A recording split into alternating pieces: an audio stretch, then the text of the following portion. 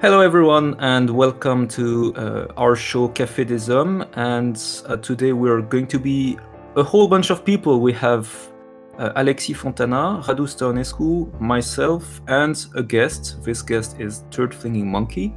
He's a MGTOW content creator from the US.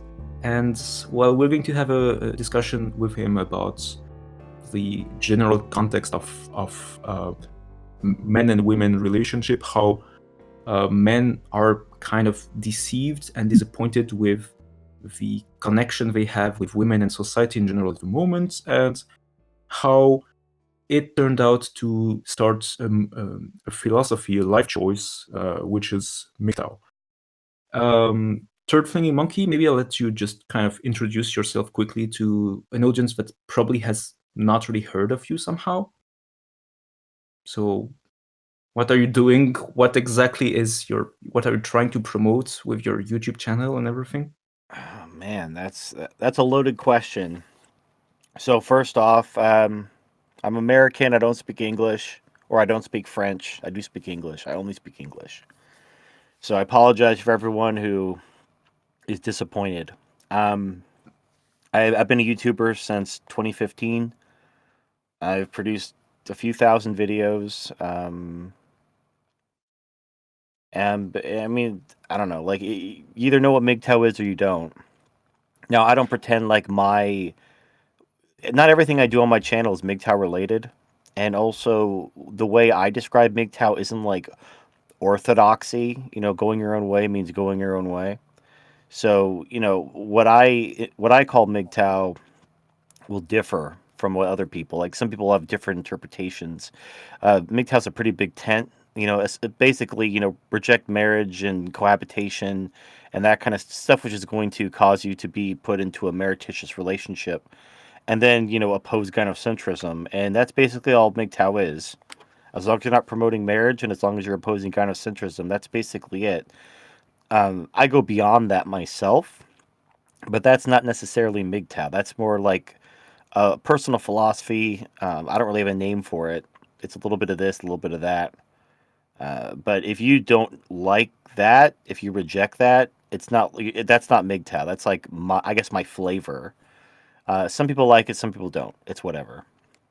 Um, Okay, yeah. well, an interesting question I have for you, and one that I guess get asked like every single time I'm discussing to new people that don't know anything really about MGTOW is the first thing they tell you usually is, well, I'm very happy that you discuss with me, and I wish to know more about your movement. And I know that in the US there was a kind of like a lot of discussions about, is it a movement, is it not? And in France we always have this question, and we're always like kind of trying to say nicely, no, it's not really a movement. These are some reasons. What's your take on this kind of movement, philosophy, life choice, whatever wording we're using for it? Well, the word movement denotes a political movement. It's like it's what's unsaid. When somebody says your movement, they're talking about a political movement or a social movement, something where you're trying to affect change. Like if you decide, like today, you know what, I'm going to quit my job, I'm going to go follow my dreams, and I'm going to live a better life. And you convince other people, hey, you should, decide if you want to quit your jobs and you want to live a better life too. You're not starting a movement. You're encouraging people to improve their lives. That's not a movement. That's just, that's a personal journey.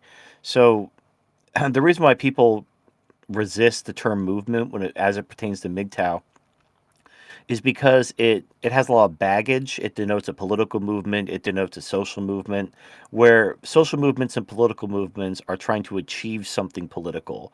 MGTOW isn't trying to achieve anything. Like when you go your own way and you start living your life for yourself, you you just go. Like it doesn't matter. Like it'd be great. Like I talk about the problems in society and possible solutions, but only because I value my freedom. And I like obviously I can live my life and live for myself and have a great time. I love my life, but if everything goes south and things get really bad, that's going to eat into my awesome life. So I want to address the problems that are facing society, but MGTOW isn't really about fixing those problems. And honestly, there really isn't a good solution for these problems either. So I'm just kind of putting out the ideas, but no one's going to take them and fix anything. So at the end of the day, you live your life, and society is going to do what it's going to do. And you can't really stop it. So just keep living your life and being awesome. But that's the whole term movement denotes politics. That's why. So it's not. It's more of a, you could call it a philosophy, a phenomenon, or just a group of like-minded guys who are coming to the same conclusion and deciding to check out and live for themselves. And that's really all it is. It's not really a movement any more than anything. So like, like, I don't know, anything could be called a Hmm. movement. That, like, video games are a movement. Oh, you mean you're playing video games? Oh, well, you're part of the gamer movement? Well, no, I just like playing video games. You know, like, I don't like being a slave, and I like living life for myself. It's not necessarily a movement, though. Yeah, I'm always curious. How did you start your first video? Were you angry that day? What kicked the YouTube channel? I used to actually just follow different content creators, and I would just leave comments on their videos. And I felt like I had some meaningful things to say, and my comments would just get buried. And now that I am a content creator, I understand why. It wasn't because people were disrespecting me, or whatever. The YouTube algorithm and the way it sorts comments is really bad. But I would leave these comments on videos, and I might get a thumb up, I might get one or two responses, but I just felt like I wasn't being heard because I actually had some insights I wanted to share. And so in 2015, it was like Martin Luther King Day. I had the day off from work, and I decided, you know what? I'm just gonna make a couple YouTube videos to, like, I'm gonna put these ideas into a video. And then I wasn't like thinking anything would come of it. I just thought I'd put this video out there, and then maybe I'd get some feedback about my thought process and if I was onto something. And yeah, and people liked it, and I got better at it, and here we are.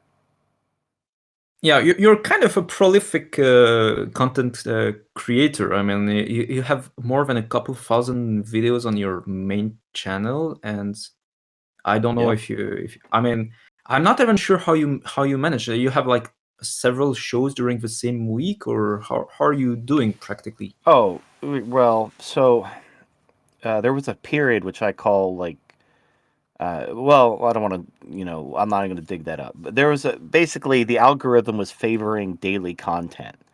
And I think the algorithm has changed since then. But essentially, what was happening, there were MGTOW channels that were producing daily content that weren't the best representatives of the community.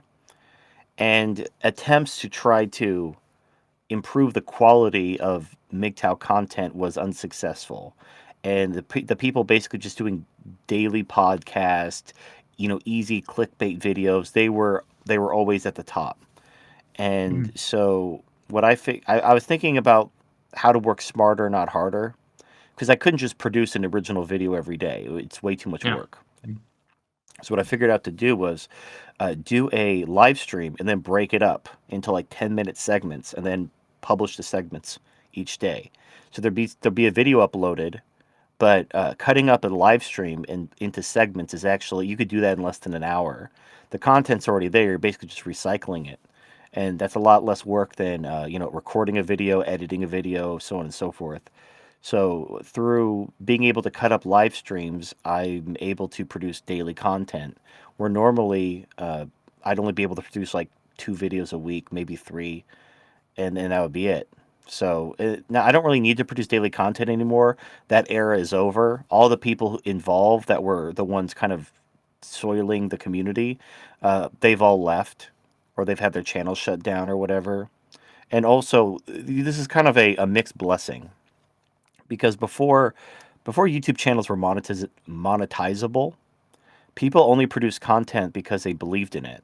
And once YouTube started paying content creators, that's when you had people, creating clickbait videos, stirring up drama for clicks, because now there was money to be made. And as much as it sucked. The adpocalypse, when a bunch of people lost their income. Like my income for making YouTube videos was cut 70%. So like for every dollar I was making before the adpocalypse, I was making 30 cents after the adpocalypse. It's worse than the gender pay gap. Yeah. Well, and now I'm completely demonetized, but it's whatever. But the When good did that side, happen? 2017, I believe. I think it was like I think it was April-ish 2017, because I remember my channel was completely demonetized October 2017, and that's when I went to sponsors and Patreon and everything. Now Did they I've give been you? departnered with the latest wave. I've been departnered. I'm not making a single penny, which is like whatever. I don't care. I have sponsors now. But anyway, my point is the mixed blessing was the content creators that were just doing it for the money. When the apocalypse hit, they left. They like it. You could argue it might have been a good thing because it kind of allowed the trash to like take itself out because they could Mhm. no longer make a living on YouTube, so they went and found something else to do. Did they give you a proper explanation for why they were canceling the monetization system for you, or? No, they never do. When I was banned from Twitch, they just said it was for hateful conduct. Mhm. No explanation, nothing specific. Not like you said this on this date. They just said hateful conduct. You're banned. Now Twitter did. Twitter said so. What happened with Twitter was I photoshopped smiles on Brie Larson, Captain Marvel. I just used an app on my phone that I use on Celestina to make her smile, and I basically made Captain Marvel smile, and I sent it to One Angry Gamer, and there was a bunch of articles written about it. Like, if you ever seen an article about like people photoshopping smiles on Captain Marvel, that was me. In fact, some of them even have my tweet in the article. Unfortunately, I got a bunch of attention. And the problem, what SJWs do when you get their attention on Twitter is they comb through your tweet history. And because all your tweets are public, so Mhm. even if you had a private conversation, well, not really private, if you just had a conversation with someone, that whole conversation is public if it's through Twitter, unless it was through DMs. So once I photoshopped smiles on Brie Larson, SJWs were combing through my tweet history, and they found some old tweets of just me just shit posting with somebody, uh, and they reported me for that, and that I got banned from Twitter for like basically shit posts that were between two people that it was just like a private conversation, but because of the way Twitter works, nothing is private. So and honestly, I mean, I had fun on Twitter, but I did waste a lot of time, and it's whatever. Fuck Twitter. Yeah, well, I don't know. I kind of had the feeling that in the last few days there was a massive like censorship wave again starting Oh with. yeah. Oh, I was Uh, positive I'd be gone. Because there was an article in the New York Times, I believe, where they actually had a representative from YouTube saying they're specifically trying to get rid of three kinds of channels, and they said the first one was, people with Jewish conspiracy channels, and I'm like, okay, that's not me. And then they're like, white supremacist channels, oh, that's definitely not me. And then they're like, and channels that say that women are inferior to men and shouldn't have certain rights, and I'm like, uh-oh, that's definitely me. Whoops. I guess I'm gone, buddies. It's been real. I kind of noticed on my own. Okay, so I don't know if I guess the algorithms are the same whatever the country you're in. Maybe there's just some like different dictionaries of keywords that they don't like or something. But I kind of noticed, and I heard it from actually from feminists themselves, which is even more funny, that if you're using feminism in the title of your video somehow, they kind of remove the monetization, and also they usually tend to kind of maybe will check for if it's okay for all audience or something like this. And it's kind of funny somehow because I guess most of the videos that are talking about feminism at the moment are just against feminists. So they probably figured out that it was a good idea to just preventively remove any video talking about feminism. even if some of the feminists are getting caught in the process. Well, no, because they can whitelist them. So they did the same thing with. They were going to get rid of videos about sexual topics, but then that affected the LGBTQ LMNOP videos. And so then there was some ring, and then they backtracked, and basically they whitelisted only LGBTQ LMNOP videos. So if you talked about sex in general, it would be demonetized. But if you were an LGBTQ LMNOP content creator, then you get the thumbs up. And YouTube, like before I was departnered, about half my videos were approved for monetization upon review. My videos would be demonetized by the bot, but I'd apply for manual review, and about half of them would get remonetized. But then they re-demonetized everything, including all the videos that were manually reviewed and approved.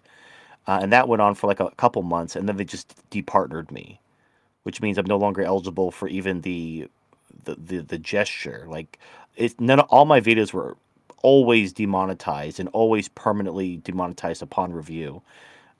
So departnering me was just like a formality, but it's like I don't even care anymore.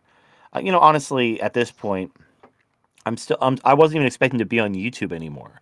I thought after that article in the New York Times, they're just gonna, delete my channel, and I'm still here. So I just look at it as every day is a gift. It's gonna happen. One day I'm gonna wake up and my channel's just gonna be deleted. I mean, I could have no strikes, good standing, and my channel's just gone. And they won't tell me. They will never tell you why. They won't tell you what you did. You're on the list. You're on the list, and it's time to go. You committed heresy, and you got to leave. And it's like, okay, well, Yeah, that's pretty much how it sounds. Maybe we can discuss a bit about, like, just to follow the track we kind of prepared for this discussion.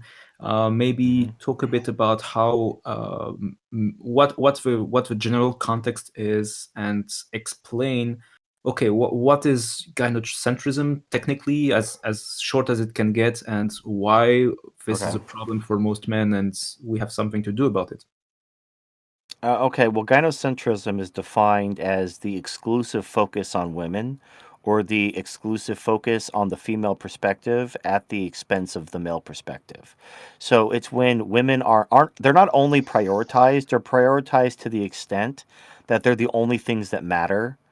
And like the best example I could think of is when a man and a woman get divorced, the man is expected to provide the woman with alimony and child support to make sure that she, the woman, is maintained in the lifestyle she's accustomed to. So she has a right to have her ex-husband provide her in the lifestyle she's accustomed to.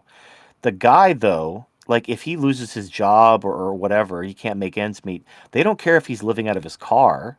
They don't care if he has to move back in with his parents. They don't care if he has to like no one cares about the lifestyle he's accustomed to. He could be homeless. He could be working 2 jobs. He could be living out of his car. No one cares. But that woman, she has a right to the lifestyle she's accustomed to.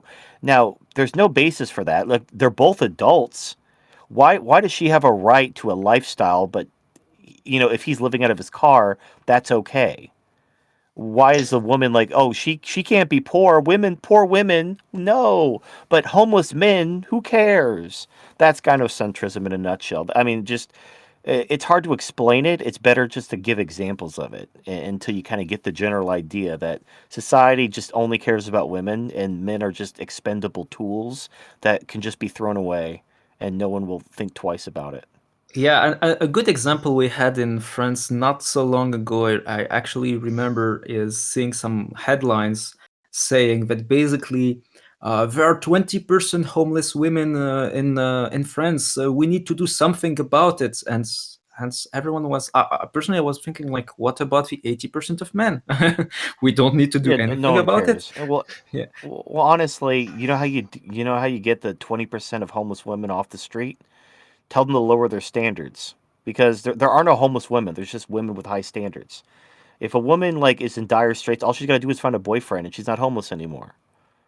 In fact, there was an article I covered it, like I think 2016, maybe 2015, where women were claiming that they were being oppressed because when they faced financial difficulty, like this was like, this was like kind of coming on the heels of the Great Recession, and women were complaining that because they had financial problems, and they were facing homelessness, and they had to get a boyfriend to avoid homelessness. They were saying that because they had to lower their standards and they had to move in with guys they didn't like or they wouldn't normally date, that they were being oppressed. I'm not even joking. They were complaining that of an option that they exclusively had that men didn't. Like women have the option of lowering their standards, getting a boyfriend, and avoiding homelessness altogether. Men are just going to go live on the streets. They're going to be homeless. Nobody cares. There aren't enough gay sugar daddies to go around. So women could just be like, "Oh, who will be my boyfriend?" In fact, I was talking to a guy, Halsey English. I did a stream with him last night. He was just telling me this personal story where he knew a girl called Trash Bag because she always stunk, and she always had a boyfriend, and she was on drugs and homeless. But like anytime she just she'd, "Oh, can I crash at your place?" And then they'd be dating for a few weeks. And then, like, anytime her boyfriend dumped her, probably because she stunk and she was a drug addict, but then she'd just go to the bar and get a new boyfriend. Like, it was that easy. But guys can't do that. Guys can't be like, "Oh, I lost my job. I'm homeless. I guess I'll just go to the bar and find a girl to take me home and I'll live at her place." Like, guys don't have that option. But speaking about the law in France, as far as I know, speaking about what happens after a divorce or after a separation, there's a law about the financial compensation when effectively your standard of living is lowered. It goes both ways. I mean, if your ex-wife is earning much more than you, and your standard of living is lowered because of the divorce, you also get a compensation as a man. This happens. It's called. Yeah, it happens sometimes, almost always. Maybe in France it's different, but in America, if the woman is the breadwinner, they'll basically say, "Well, you're a man, you could get a job." They very rarely award alimony to the man, even if the woman is the breadwinner. And she'll still get custody. Like you'd think, well, if let's say the dad is a stay-at-home parent, the mom is the one earning the money, the dad is a stay-at-home parent. The justification is, oh, you got to give the kids the primary caregiver, but then when the genders are flipped, they'll still give custody to the woman, and they'll still deny alimony to the man. And it's because unfortunately, the entire family court system is run top to bottom by feminists who hate men. And unfortunately, I don't know how it works in France or any other, whatever. In America, anyway, the family court system is a parallel system of justice. Because, like, we have the criminal court system, and then we have the business courts where they enforce contracts. And family court just got spun off for whatever reason, and they have their own thing, and you don't have the same rights in family court. Like, if you're accused of a crime, you go to criminal court where you have constitutional rights.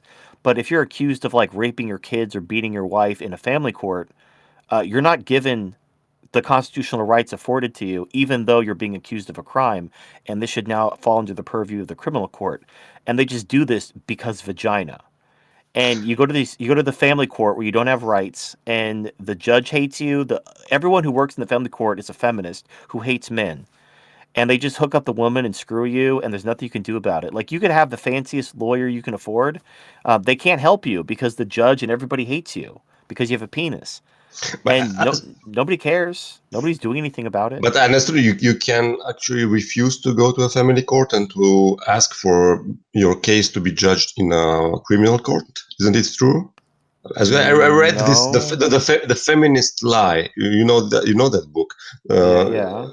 And as far as I understood it, that you can actually refuse to have your case tried in a family court. If it's a criminal offense, you could ask for your rights to be respected and go to a criminal court. Yeah, that would definitely do that. But usually what happens is during a divorce proceeding, the woman, because also, like, if a woman just starts accusing men of crimes willy-nilly with no evidence, there's usually consequences to the woman.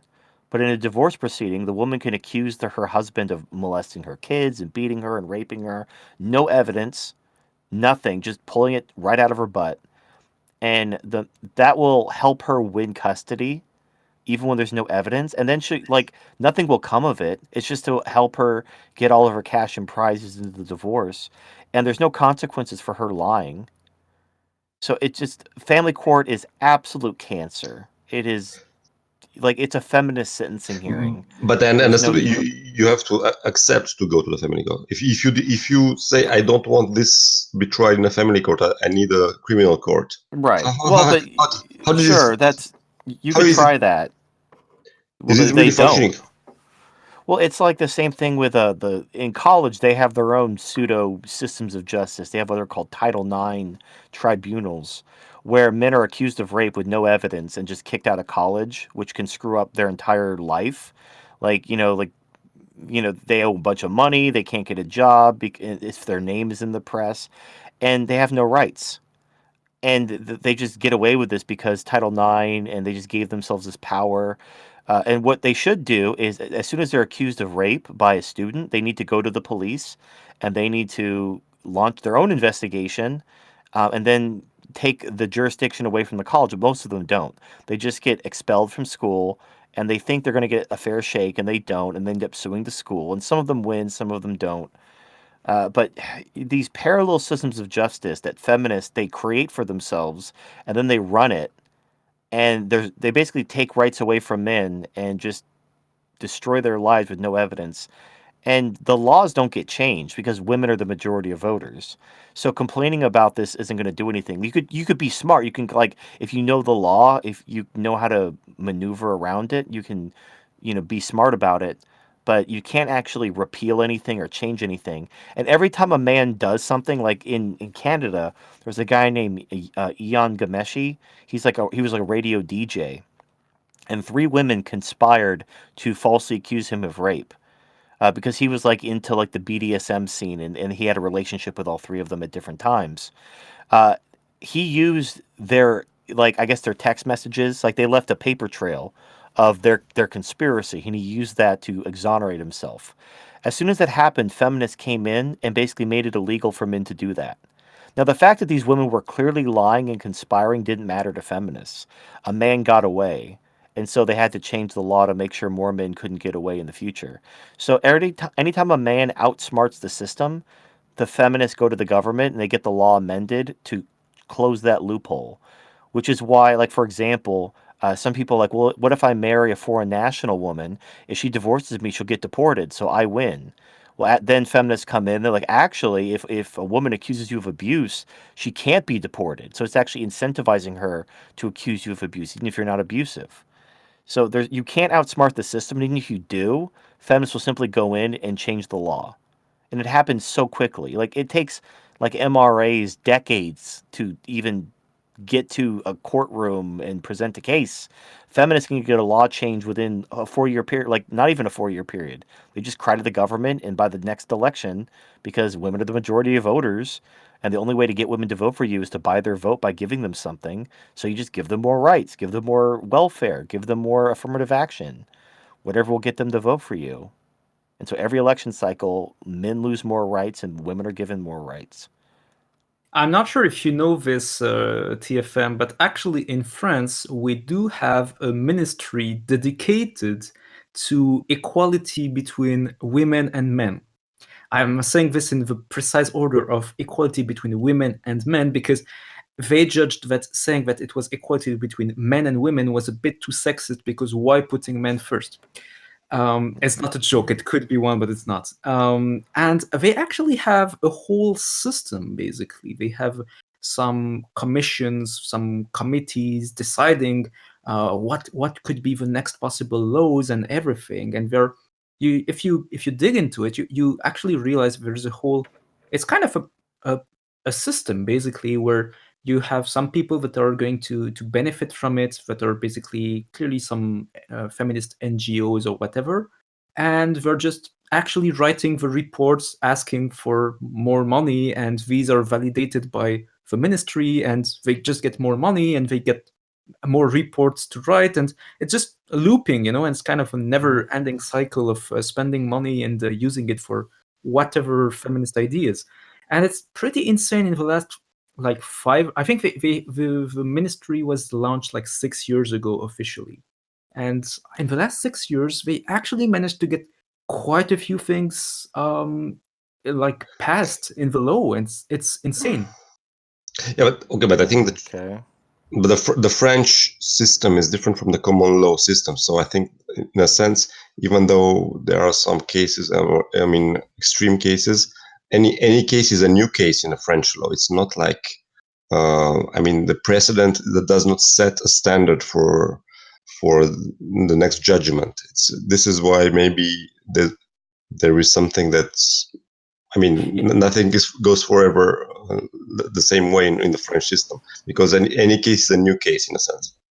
Yeah, right. So- But still, like, kind of the idea is that they're also changing things from within the government, like from within the like top legal part, and they're still pushing limits. I know that they voted recently a law to make any comment that was sexist online to be an offense, and that could be possibly be either deleted or possibly even have some like fine or whatever attached to it.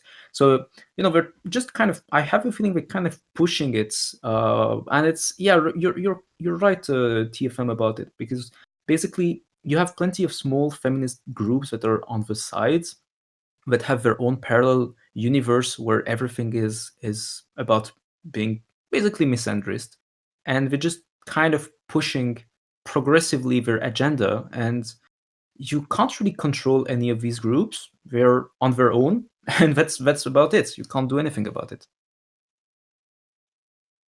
Okay. All right, next topic, I guess.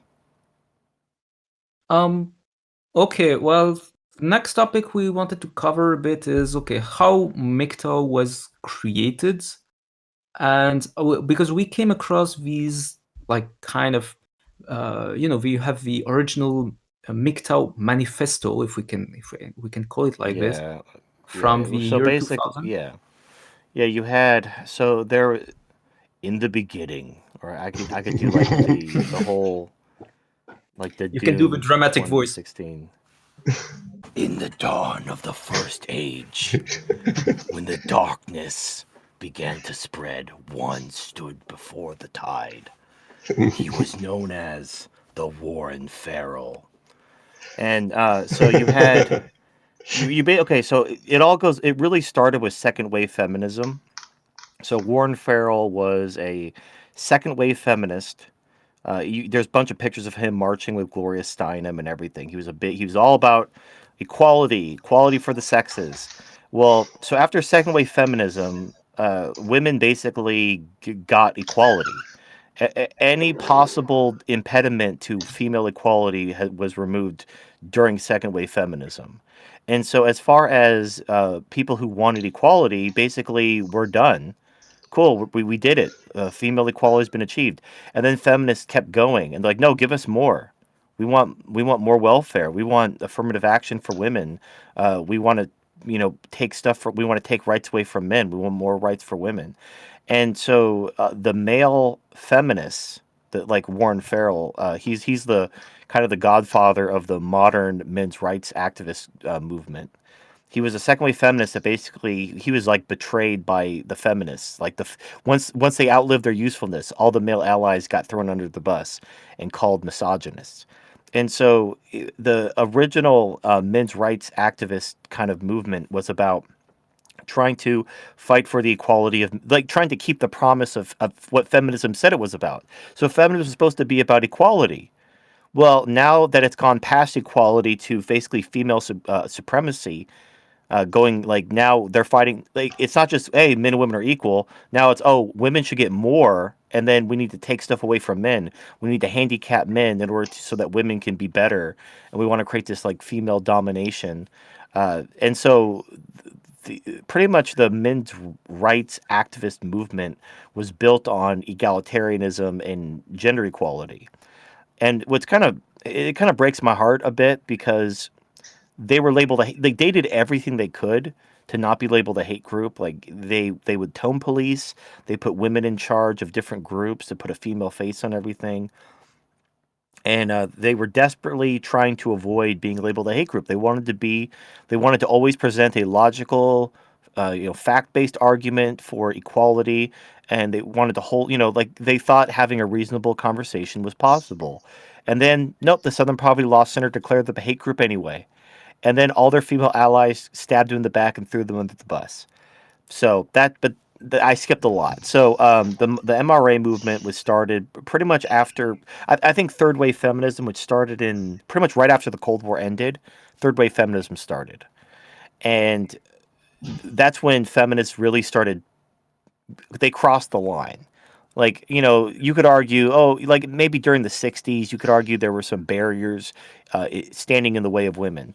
But by the 90s, when women start talking about how they're so oppressed, it's like, no, you're not. So that's when MRAs tried to push back about, no, we have equality, stop, go back. But they didn't, obviously. So the original MGTOW manifesto were basically MRAs who were basically disillusioned with the men's rights movement, and they wanted to create their own kind of splinter group of MRAs that were going to try to instill masculinity in men and femininity in women. And that lasted until, I want to say, 2009-ish. And then MGTOW 2.0, well, but basically what happened was, the splinter group of MRAs, they tried to come up with, like, they tried to understand the problem. And then the more they looked into gynocentrism, the more they kind of realized, like, we really can't fix this. This is basically biology. It's evolutionary psychology. So, yeah, there's no fixing this.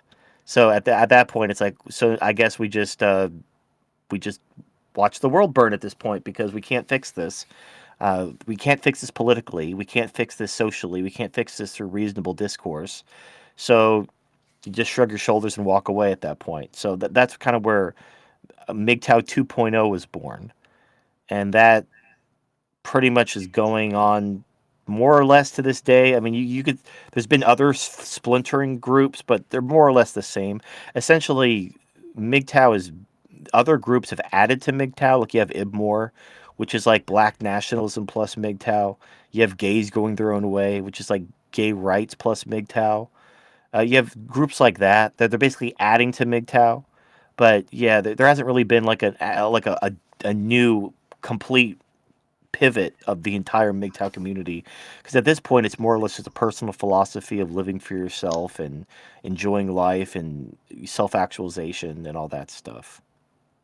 The interesting question I have, when I actually like came across the original manifesto after actually, okay, so I discovered MGTOW through the 2.0 version, if you want to call it that Right. way. And I kind of after started digging a bit, and I came across this original manifesto, and I was curious about this part, like instilling femininity in women, because actually MGTOW 2.0 never really talks about women, just to say, well, just do your things without them. That's pretty much how I understand MGTOW 2.0.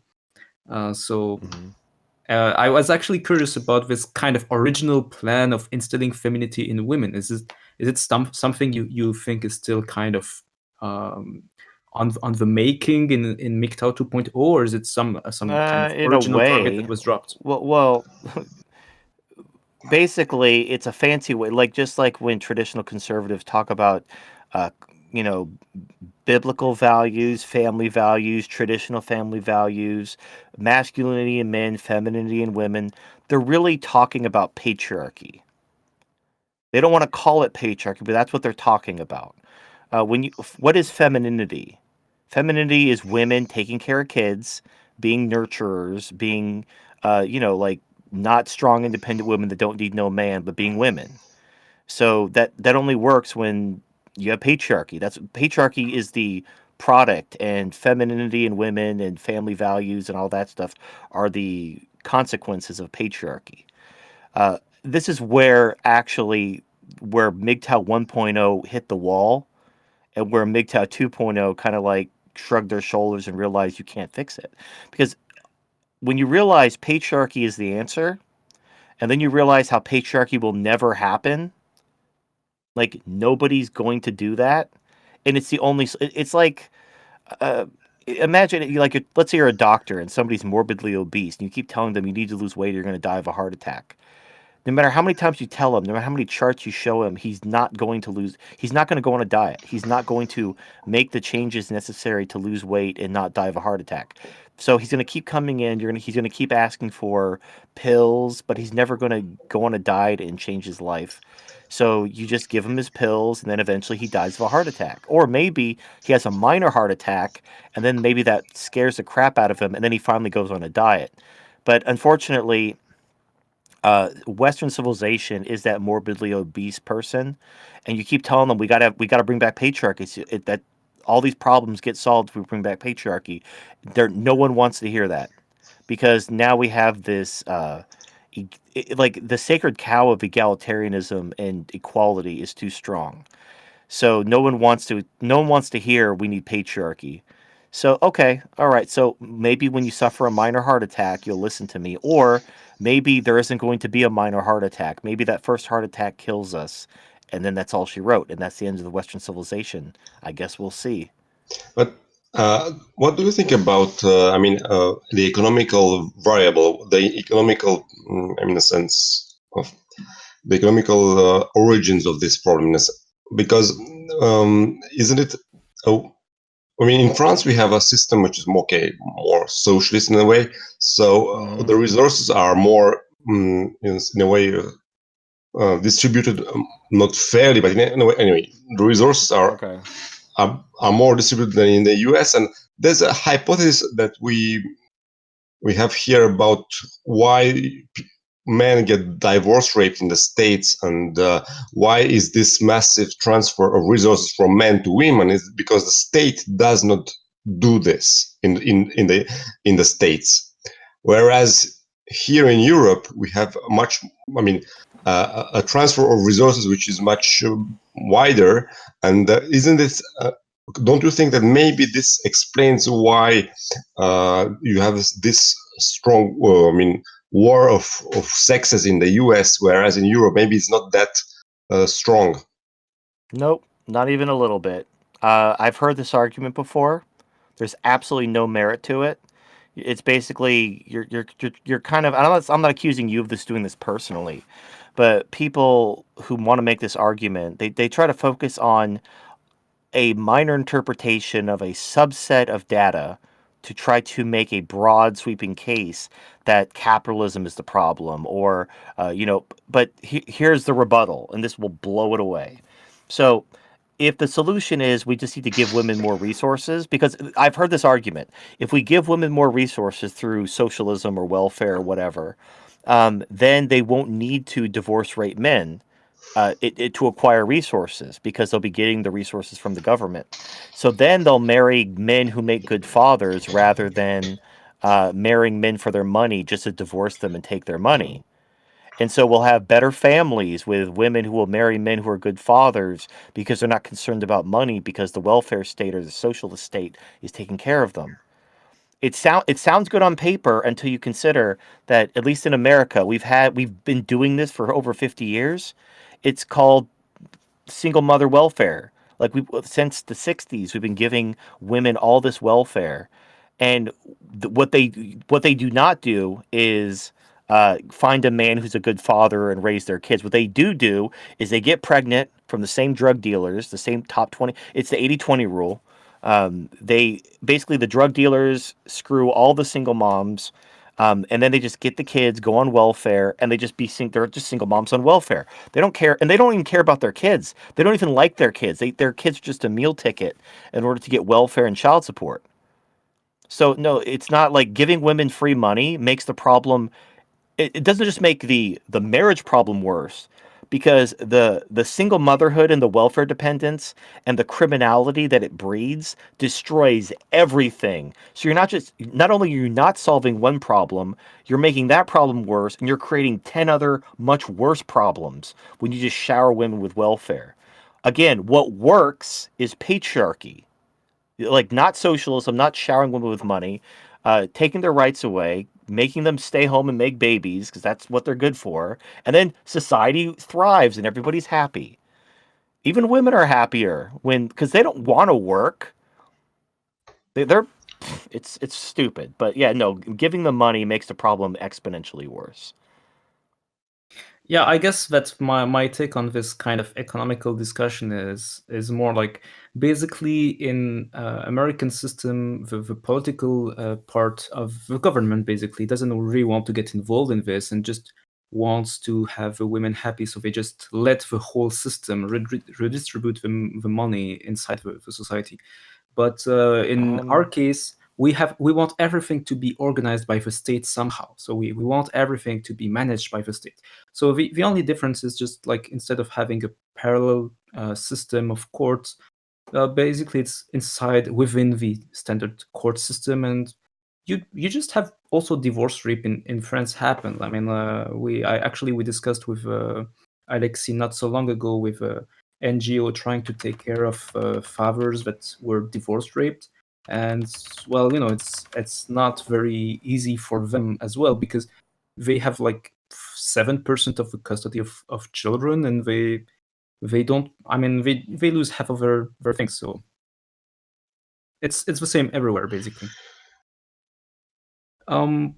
I actually okay. Maybe we can talk a bit more about this idea. I remember you made a video about a cycle between patriarchy, soft patriarchy, and matriarchy, and Not matriarchy, feminism. Matriarchy can't exist in a. Humans are a sexually dimorphic species where the man is bigger and stronger than the female. You literally cannot have a true matriarchy. Even in matriarchal societies, like there's one in the Himalayas. There's some island where there's a matriarchy, but they still need the men to do everything. Like, women are not independent. Like, you have some species like spotted hyenas where you actually have a true matriarchy because in those species it's the female that's bigger and stronger than the male. But even if you have a culture that allows the women to be in charge, the men still need to do everything. So it's only by their permission that it's like basically because of their culture or religion. Usually there's religious reasons for it. But yeah, how do humans you weren't see this aren't. interfaced typically? Because okay, maybe it's not so much the case in the US, but in Europe at the moment, as you probably know, we have this kind of migration crisis type of Oh problem. yeah. Oh, France is And screwed, by the way. yeah, I guess we are, yeah. Thank But you. how do you see this interfaced? Because see, that's kind of a funny thing. Most of the migrants we're having in France at the moment are somehow part of a society that is mostly patriarchal, and we're trying to get inside a society that is at for the very least a softcore version of patriarchy, probably more on the No. feminist side. France is feminist as hell. So, all right, let me explain how this. It's very simple. I'll explain it to you, and you'll be like, "Ah, I see it." All right. So you give women rights. They start voting. It is women's biological imperative to be given resources. It's what they evolved for. So when you give them power, what they do is they want to get resources. So they either create welfare states or they expand welfare states, but their biological imperative is to be given resources. So as soon as they have power, you have a welfare state. Or if you had a welfare state, it's like doubled or tripled because that's what women want. Also, they stop having kids because now they don't need to have kids. Like women don't. If they don't, when you empower them. In fact, this isn't me talking. Just Google any report on climate change, global warming, overpopulation, and the number one solution that is advocated for is empowering women, because empowered women don't have kids. When you empower women, they stop having kids. When they go to school and when they have jobs, they're not having kids. But however, here's a funny little quirk of how welfare states work. You need workers to pay the taxes for the people on benefits. I don't know if you knew that, but when you have more people on benefits and you have workers paying taxes, the welfare state collapses. So eventually, It's guaranteed to happen. There's literally no other way this could happen. So you empower women, they create a welfare state, or they expand a welfare state, and they stop having kids, and therefore you have no workers. So how do you sustain your welfare state without without a population to replace your workers and pay the taxes? The only way is immigration. But value is not only created by work. So Value is created by productive. Okay, if we're going to talk about basic economics, okay, we can have that conversation. But when you have to have people paying taxes to pay the benefits of the people on all these welfare programs. If nobody is having babies, you don't have anybody generating the tax revenue to pay for the benefits. So you have to turn to immigration. Now, just as a fun little quirk, the entire developed world outside of Israel is having the same problem because they all gave women rights. The entire developed world gave women rights. So every developed country has a below replacement fertility rate. So there's nowhere to draw immigrants from. Like there used to be for decades. You could draw immigrants from all these different countries. But now they're all developed and they're all feminists and they've all empowered their women. So now they're not having kids either. The only two places left that you can actually draw immigrants from are the Middle East and Africa. They're the only ones with a positive fertility rate that actually have the excess population to spare to be your workers. And so these countries with a very generous welfare state, they need immigrants, otherwise their welfare state's going to go bankrupt. And the only countries with the excess population are Muslim countries. And so it's really a question of, yeah, they're destroying their culture. They're flushing their heritage and traditions all the way down the toilet, but they don't care. They're just trying to keep their welfare state going just one more generation so they can get their free money. And they don't care what happens to their kids or grandchildren. They didn't even have any kids or grandchildren to begin with. So, do you think that the UN woman is going to, instill feminism in Muslim societies, like in Middle East and stuff like that? Yeah, they're trying. They're trying to push feminism into the Middle East. Islam is very anti-reform. It's actually built into their religion that they're anti-reform. That's why they didn't have a Renaissance. They didn't have where they became more modern and reformed. Islam doesn't do that. And then when they try to have like secular Muslim countries get overthrown by, like if you're not a fundamentalist Muslim, you're haram and they will remove you.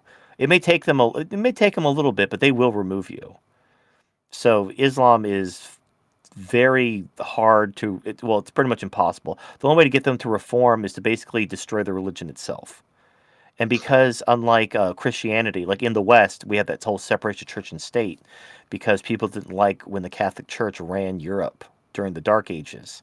So after the Protestant Reformation and the Enlightenment, there was this whole separation of church and state thing.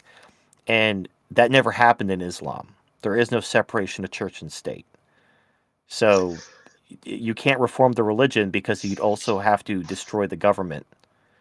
And yeah, good luck with that. But we are seeing some evolution. I don't remember whether it's in Qatar or maybe Saudi Arabia, where women gain the right to drive, probably to create companies. Yeah, I think. Saudi Arabia.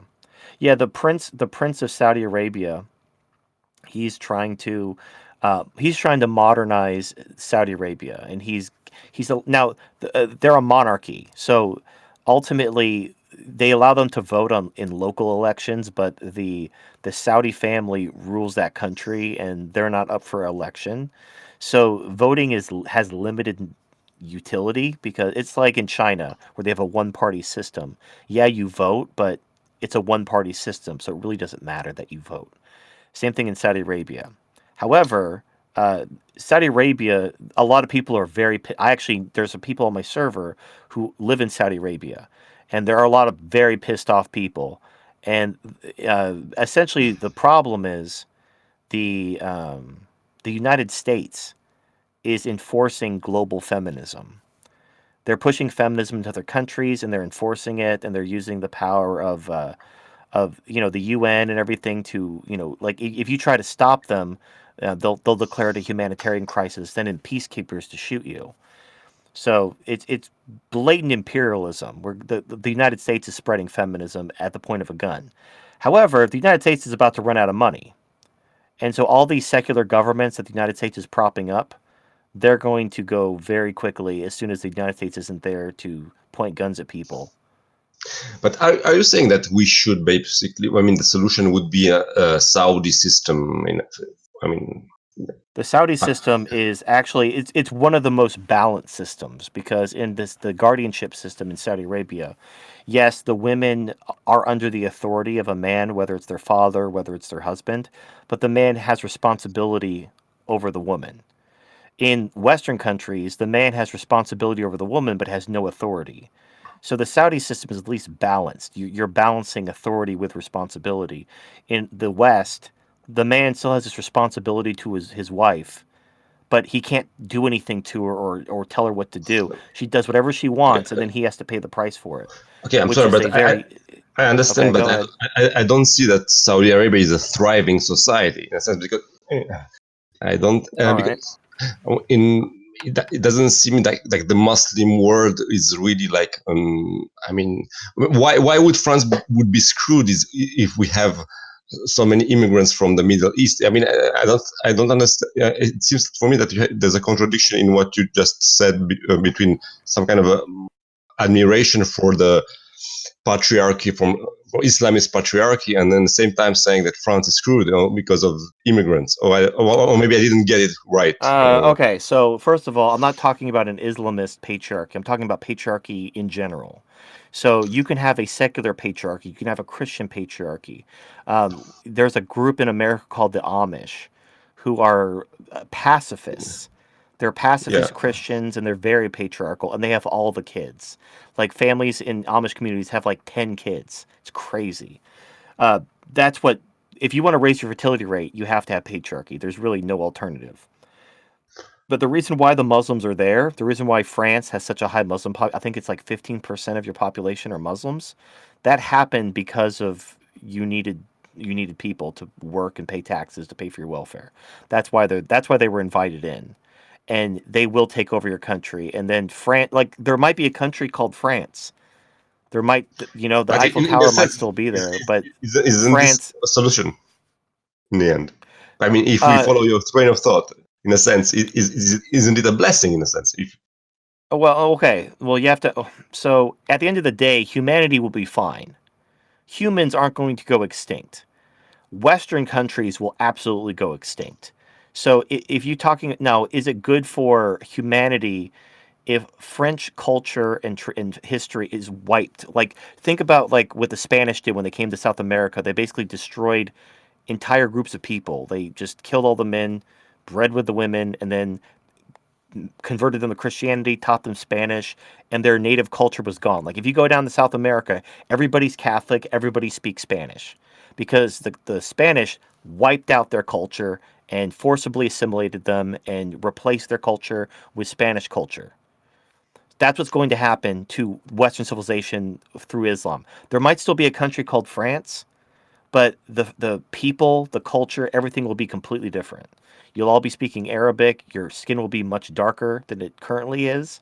You'll be praying to Mecca, and you might still call yourself French, but you won't be like if a time traveler were to be like, you're not French, you're Middle Eastern. What's going on over here? Or you're African.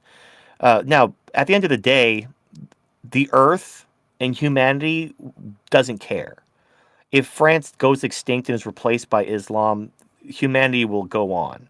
The fall of Western civilization isn't like the end all be all of humanity. However, the reason why I don't want to see the West fall is because I don't want to see a new dark age. I don't want to see, because religion is fundamentally anti-science. So if Islam takes over, which again has no separation of church and state, they will suppress technology, which could actually help us break this cycle once and for all, through transhumanism, space exploration, or whatnot. And that's not going to happen if we have a theocracy in charge. So I want to do what's best for humanity.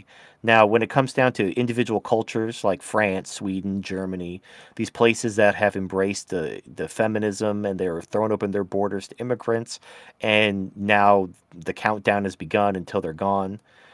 If they go, like, I can tell you how to save yourself, but you won't listen, and so, okay, well, you had a good run. You know, thanks for inventing fries and champagne, but I guess it's time for you to leave the world now. I have a quick question on the same kind of note. Another thing I hear very often is this idea that you could constitute some small groups or small communities of like-minded people that would somehow resist the wave and make their own little patriarchal system inside their own community, and basically like the Amish are doing. What do you think about this whole idea? That's my idea. That's what I've been talking about myself. So you heard that idea from me. So yes. So the problem is low birth rates. The future belongs to those who have babies. Right now, the Muslims are the only ones having the babies, or the Orthodox Jews. Like, the reason why Israel is the only developed country with a positive fertility rate, a positive native fertility rate, I might add. Because if you look at total fertility rate, France and Sweden have a high fertility rate, but that's because that's exclusively due to the immigrants. So that's not good for France or Sweden if only the Muslims are having babies. But in Israel, the actual Israelis are having the babies, but it's because of the Orthodox Jews. So again, in the Orthodox community is very patriarchal. So if you want to raise your fertility rate, if you want a future for your people, you have to have babies. The only way to have babies is to take women's rights away and to have patriarchy. It's the only way. I've looked at every other alternative. Nothing else works. Only patriarchy works. So you create basically I call it a cultural no-go zone, where you have your little culture, your little community, and you enforce your religious or whatever values you want. And when the government comes, it's a numbers game. If the government puts their nose in your business, you tell them to leave. And if you have enough numbers, the government will listen. That's why the reason why these countries are so terrified of the Muslims, the reason why they let the Muslims get away with anything is because there's so many of them. It's all a numbers game. Like in the UK, I think Muslims are like 6% of the population, and they can do anything they want. The government is terrified of them because there's millions of them. Once you have those kind of numbers, the government won't do anything, even if you're a minority. Like, they're not even 10% of the population, and the government lets them do anything because they know if they mess with them, there's going to be blood in the streets. And so that's all it is. You basically just have your little patriarchal community, and here's what's funny. So you take women's rights away, and then you start having kids, and your community grows. While the secular, feminist communities keep shrinking. And then, just like what's happening with the Muslims, eventually the Muslims don't have to use terrorism. They don't have to kill anyone. These Western governments will fall into their hands. Every generation, the Muslims are going to become a greater and greater percentage of the population of all the countries they live in. I'm sorry, but the birth rates of the Muslims, even in France or also in Arab countries, is actually falling as well. So I don't know where you get your numbers, but I mean, they are aligning with the West as well. I mean, those who live in France. Then you will import more of them because you need them to stabilize your welfare state. There's no other way. You're not going to give up your welfare state. Nobody is. Not even Japan. Japan, they were facing down the barrel, and they chose to open up their borders rather than let their welfare state go bankrupt. No one will ever give up their welfare. So if the Muslims who've immigrated aren't having kids either, you're just going to immigrate more and more. They will become the majority. Whether it's your native French, but they get westernized as well. There's also, right. And then, you didn't listen to what I said. You're going to keep immigrating them because you don't have an alternative. When they are 51%, like the ones who are second, third generation French Muslims, they may be fairly Western. They may be like, oh, I love living in France. I don't want to live in the Middle East anymore. But you will keep immigrating more Muslims into France because you will not allow your welfare state to go away. But I'm sorry, but there's apostasy among Muslims as well. People also they quit Islam.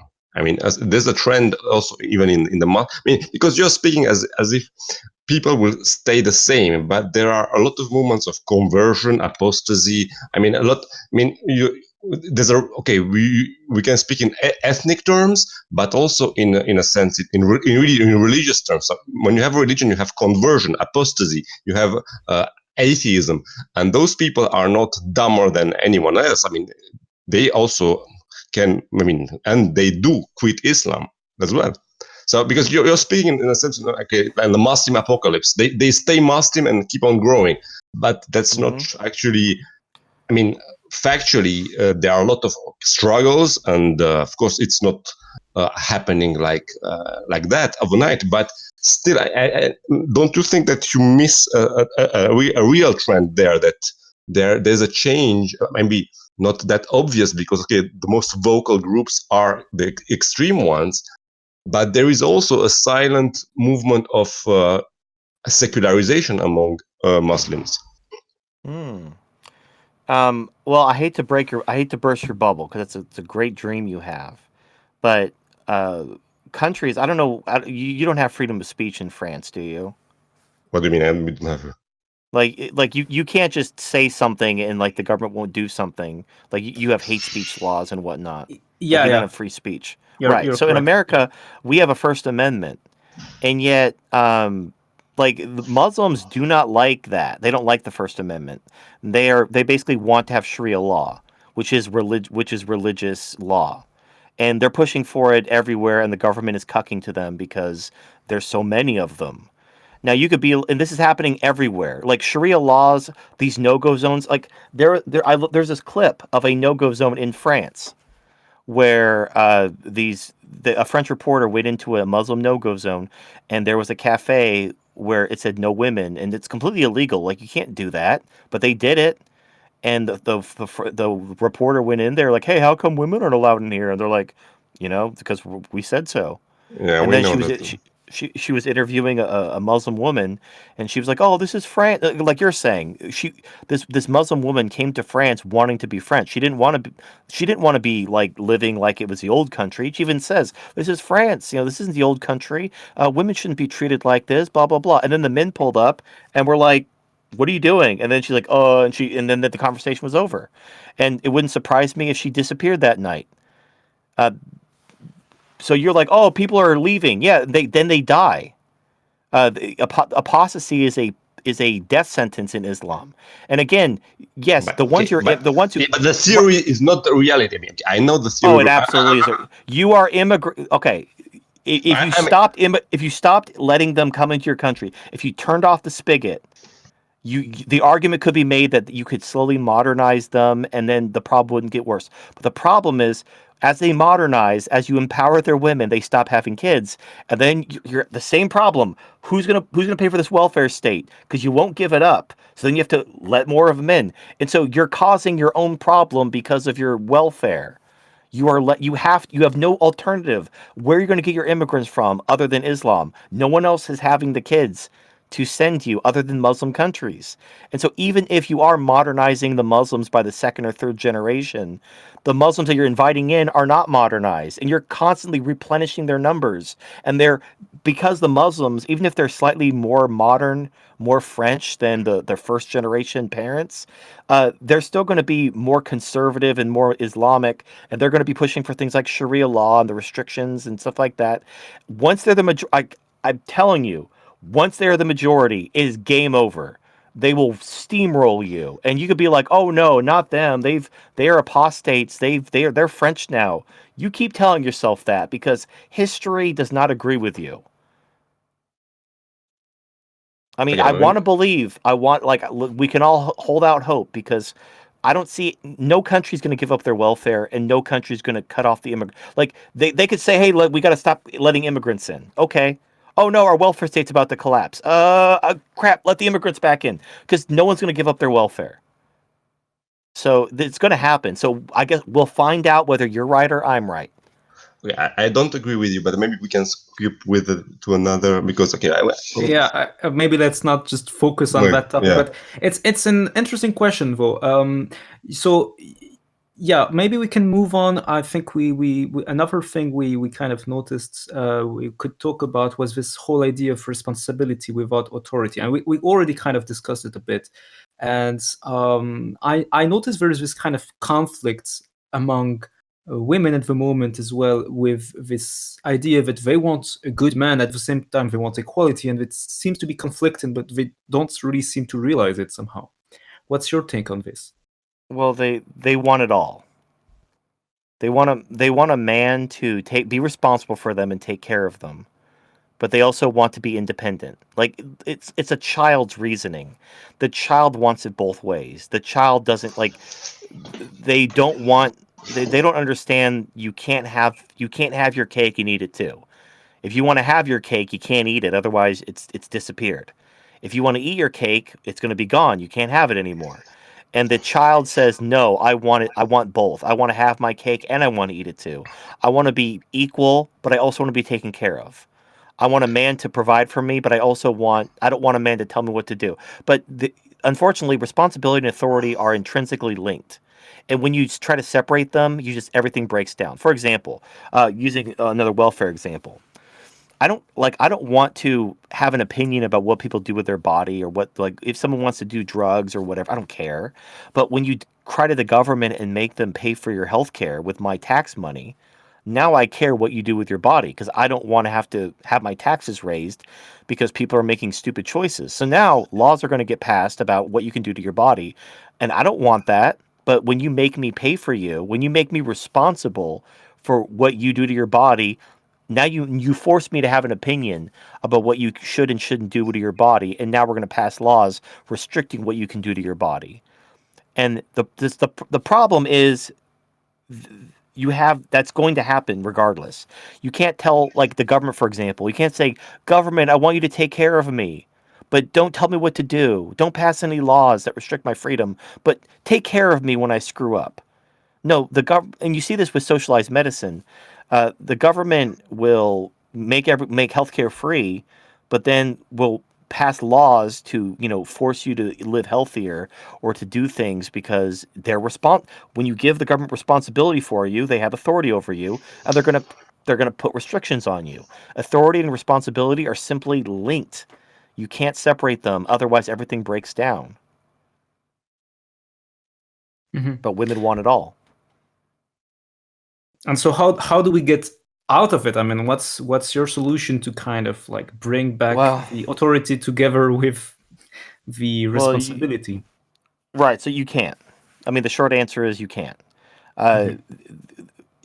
So women are incapable of not being dependent on men. Like right now under feminism, they role play as independent adults. They have jobs, they go to college.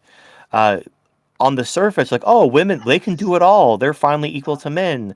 I guess they don't need us anymore. But then when you just simply you pull back the curtain, you find out that no, they only have these jobs because of affirmative action quotas, and these companies are basically writing them off. These they're not working. They're not producing any value. They're just there because the company doesn't want to get sued. And the women are on all these welfare programs. Like almost all welfare goes to women. They need the police state to protect them. They need the welfare state to provide for them. They need affirmative action so someone will give them a pity job at the threat of a lawsuit. If you removed all that, women would be directly dependent on men again. This all feminism has done is created the illusion that women are not they're strong and independent by making them collectively dependent on male taxpayers rather than an individual man in a marriage. So unfortunately, due to basic biological differences, women having babies, women being smaller and weaker and less intelligent on average, hashtag not all, but because of these biological differences, women have always been, are, and will always be dependent on men. Men will always have to be responsible for women, whether individually through a marriage or collectively through some type of welfare redistribution. But women will never be free of their dependence on men. Even in matriarchal societies where women are in charge, they're completely dependent on men because they're not physically able to do the things to take care of themselves. So when men are responsible for women, they have to have authority over women. That's called patriarchy. But again, the sacred cow of the West is equality and egalitarianism. And so any talk of restoring or strengthening patriarchy is just not going to go anywhere. So unfortunately, feminism broke the family, they broke the West, and no one will fix it. So we can't fix it. It's over. We're just circling the drain. Yeah, concerning work, let's push further the topic. Do you think it's possible to work together with women in the same workplace, or should we have separate workplaces? Because we got so many accusations, and everyone complains when we work together. So, is there should we separate the workplaces?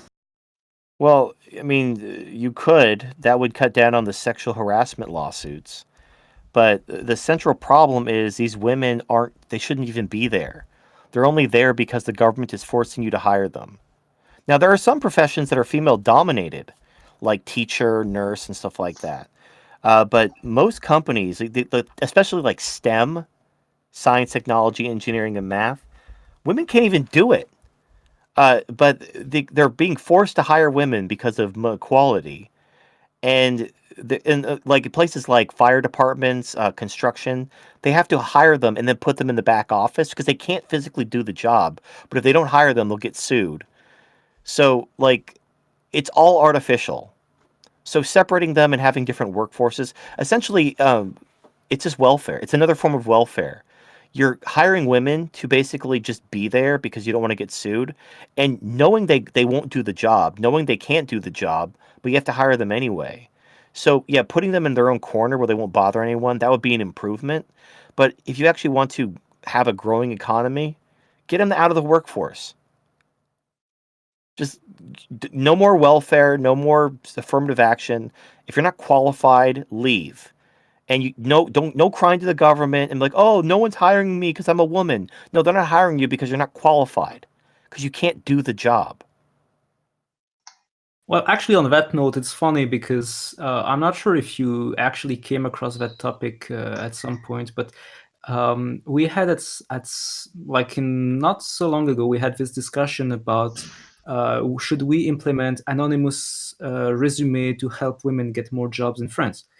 And so we kind of toyed with the idea for a bit, and only to realize after some official statistic group made some studies that actually this would be detrimental to women, because if you make all anonymous all CVs anonymous, you're not going to have this kind of a small bonus for women to get the job, basically. So they did a couple of percent less, but they did a study in Australia. Literally, they proved what you're saying. So in Australia, feminists assured them that, because what they did during these feminist studies, they took identical resumes. They put a male name on one resume and they put a female name on another resume. And according to their studies, the male resume got more callbacks than the female resume. That was identical. And so their hypothesis was it's all patriarchal, whatever. So if we make the resumes gender blind, like take out the names, take out anything that would indicate gender, then women would get hired more. Except here's the funny thing about academic hypotheses: when they enter the real world, they don't work.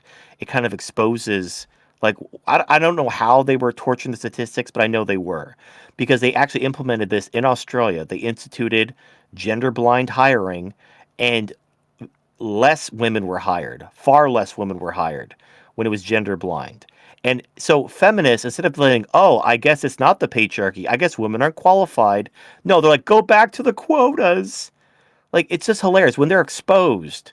Oh, women just aren't qualified? Because once you remove all indications of their gender and you simply hire the most qualified person, they're like a man 90% of the time. Oh, like, that should have been the end of feminism. Be like, get out of here. Like, no, you proved you're a liar and we're done talking to you. No, because women are the majority of voters. So they read to the government, bring back the quota system, and they immediately did. Like, oh no, less women are being hired? That's bad. Oh, you're hiring the most qualified person and they happen to be a man? That's bad. We need to hire more women. Why? Like, if they're not qualified by their own admission, why do we need to hire them? Because vagina. It's Yeah, I because they're the think majority if of I can voters. give you a hint of the like kind of trick they used, maybe I'm not sure about the Australian case. I actually saw this study as well, but if there is one trick they possibly have used, it's that basically um, the behavior is not the same if it's a male recruiter or a female recruiter, and I think there is basically women are trying to support each other somehow, and men are not overly supporting. I mean, the effect is far less in men than in women. So they just kind of probably depending if you have only men recruiters, maybe actually you could find somehow that having an anonymous CV is going to help a tiny bit the women. But if you plug in the numbers, you have far more female recruiters than male recruiters. So in the end, it just doesn't work basically because women are helping each other, and if you just have the appropriate number of recruiters, well, it's not exactly how it works. Well, So they even that's did an reality. AI. They did it. They made an AI to hire the most qualified candidates, and then they found out that it was screening women out, and they got rid of it. It's like they just because women vote, because they're the majority of voters, we simply can't admit what is patently obvious. Like if you remove all indications of the applicant's gender or use an AI, like you can't get more blind than that. And women aren't being hired. It's because they're not qualified. But we can't admit that because they vote. So we have to pretend that it's all a big patriarchal conspiracy to hold women down. It's so tiring. And the saddest part is it's killing the West. Like all these countries have a low fertility rate because we're sending all these women to college and sending them into the workforce, and it's like companies don't want to hire them. They're not qualified, and it's destroying our future. All these countries aren't having any kids, and now they're importing Muslims in order to sustain their welfare states, all to maintain this illusion that women and men are equal. Because we won't just admit, hey, you know what? Men and women aren't equal. They never were. Can we go back to what actually works and what reality confirms and not like what we wish was true, which isn't? No? Okay, we're all just gonna die? Okay. All right, Allahu Akbar, I guess.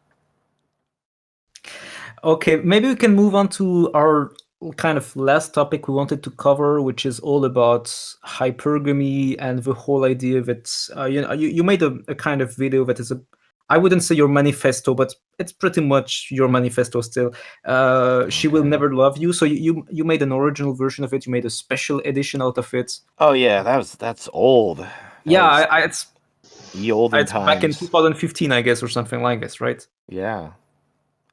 So Yep. do you still Okay. share those ideas? Do you still share those ideas or you expressed in that video, or Oh is no, it yeah. No, obsolete? I stand by it. I'm 100% right. Now, I think the language I chose, I would use different language if I were to make that video today. So, men and women have different kinds of love. I did a video recently called My Big Fat Greek Wording, where I talk about, like in Greek, they have different kinds of love, where in English, they just have the word love. So, when you understand male versus female love, so essentially, well, I mean, I could send. Well, you know what? I'll talk you through it. So the kind of love that men and women share is called eros. It's erotic love, romantic love, sexual love. Pretty self-explanatory. That's the love that men and women have for each other. Is sexual love. Then you have ludus, Philia. which is philia is brotherly love, and which is or friendly love, brotherly love type of stuff. It's a non-sexual kind of intimate kind of love. Then you have ludus, which is a playful love. It's like it's you love something that makes you happy or is fun. Like you love chocolate, you love roller coasters, you love summer. You love them because they're fun and make you happy. And at that point, the sexes diverge. So the highest form of male love is agape, which is like a general kind of love for mankind, principled love, stuff like that, a sacrificial kind of love. Women don't have agape. The highest form of female love is pragma, which is pragmatic love. And there's an article I covered in my video where it's written by a woman. She even says, in her own words, pragma is the highest form of love. Because to her, as a woman, pragma is the highest form of love. It's the highest form of female love. Now, when you understand these different kinds of love, and you understand, and love itself is simply a product of the reproductive instinct. The reason why we love each other is to facilitate survival and reproduction. So, because the male role in sex and reproduction is different than the female role, male love is different than female love. The male role is the protector and the provider. Protecting and providing for someone is sacrificial. Therefore, male love, agape, is sacrificial. Female love is based on the female role, and the female is basically just there to have the babies. She's not really there to sacrifice or anything. In fact, in some species, the female eats the male or rips his dick off or whatever, kills him somehow. So, female love is not sacrificial to the male. But But female it's love is sacrificial to their children. it's pragmatic. Women want to create the best environment for reproduction. Well, actually, there's two other kinds of love in Greek. There's love of children and love of yourself, but I didn't cover that in my video. But the love of a parent to a child is not the same as pragma. But the point is, male and female love is different because the male and female reproductive roles are different. They're all tied together. So, in my video, She'll Never Love You, the way I would rephrase that is the kind of love that you want as a man, because as a man, when you love someone, you'll take a bullet for them, you'll sacrifice for them, you do anything for them because you just love them so much. And a man wants that. A man wants to know that the person he loves them back. Like you'll be there for me like I'm there for you. And the heartbreaking reality is women do not love men the same way men love women. They have a different kind of love, and it's not the same. That sacrificial kind of love, that agape love that you want, women cannot and will not provide. Even if they say they love you, they just don't love you in that way. They love you in a different kind of way. And when you realize female love it's called pragmatic love for a reason. They basically love you as long as you're providing what they need. I compare it to loving your car. Like you love your car when it's brand new, but then when it starts getting old, when it starts making noises, when it stops working, you hate your car. You start hitting it and yelling at it. Very similarly to the way women act when you stop working or get old or start making noises. So it's just the kind of love that a man wants, he can Only never conditional. have. You mean it's only conditional love, in a Yes, sense. well, I can. I mean, I can pull up the actual definition from the video, but you could look it up yourself. It's called pragma. It's pragmatic love, and it's whatever. So But you don't share the idea of a genuine desire of women towards men. well, that's eros. That's sexual desire. No, women need men. That's pragma is. Uh, well, you know what? I might as well just pull it up.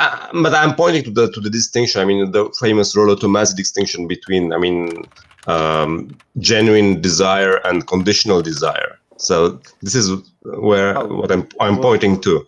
So desire. or Like, what do you mean? You're condition, talking about sex. but in a sense, caring about a guy because he is, not because of what he has. So No, that doesn't happen. Women will settle. So, okay, here was the thing. This is from a website. It's written by a woman, I think, but it talks about pragma. Now, pragma, obviously, it's the root word for pragmatic, but they define it as enduring love, and they define it thusly. Pragma is a love that has aged, matured, and developed over time. It is beyond the physical, it has transcended the casual, and it is unique harmony that has formed over time. You can find pragma in married couples who've been together for a long time, or in friendships that have endured for decades. Unfortunately, pragma is a type of love that is not easily found. We spend so much time and energy trying to find love and so little time in learning how to maintain it. Unlike the other types of love, pragma is the result of effort on both sides. It's the love between people who've learned to make compromises, have demonstrated patience and tolerance to make the relationship work. So let me just translate that from bullshit to English. When a woman realizes you satisfy her needs and you're the best she's going to get, That's what pragma is. So a woman's like, you're the best I can get. But that's why we talk about hypergamy. When a woman thinks she can get when the woman thinks she can get better or do better, she will fall out of love with you like that. And it happens all the time. And I've talked to enough guys who the love of their life, oh, I love you. Oh, I love you too. Oh my gosh, I got injured on the job and I'm not going to be able to work anymore. Oh, I don't love you anymore. Bye. That's pragma. If you're expecting now a man would be like, oh, I'll always be there for you. I die for you. That's agape. That's male love. Women don't love you that way. This idea of, oh, they love you for you. No, they don't. I can prove it. Find a woman, like those of you listening, if you have a significant other or God help you, a wife, ask her what she loves about you. You know what she'll say? She'll list things you do for her. She won't list qualities that you possess. She'll say, oh, I love you because you take care of me. You make me laugh. Me, me, me, me, me. I promise you, try it at home. It's an experiment you can do whenever. Ask a woman that says she loves you why she loves you, and she will tell you what you do for her. And that should tell you something very, very important. That's why she loves you for what you do for her. And if you stop doing those things, she will no longer love you. That is pragma. There's nothing wrong with that per se. It's just you have to understand the score before you, say I do and all that fun stuff. It can also be a mix between pragma and probably eros, for instance, because I mean, I guess you have also some cases where the guy also is quite attractive, and it's the perfect love, like typical Christian Grey type of hero in romantic comedies, for instance, where But the guy okay, is rich no, and beautiful. It's perfect. no, well, sure, but there. Yeah, she's attracted to you because you're attractive. She wants to have attractive babies. She loves you because you're rich. Why does a woman love a rich man? It's because of what the rich man can do for her. Like, she doesn't love a rich man because, oh, rich people are smart and I love a smart man. Like, if you were really smart but poor, she wouldn't love you. It's all about what you can do for her. Now, as a man, you can't understand that because a man loves the woman for herself. Like, she has nothing to offer him. Like, what, her pussy, her womb?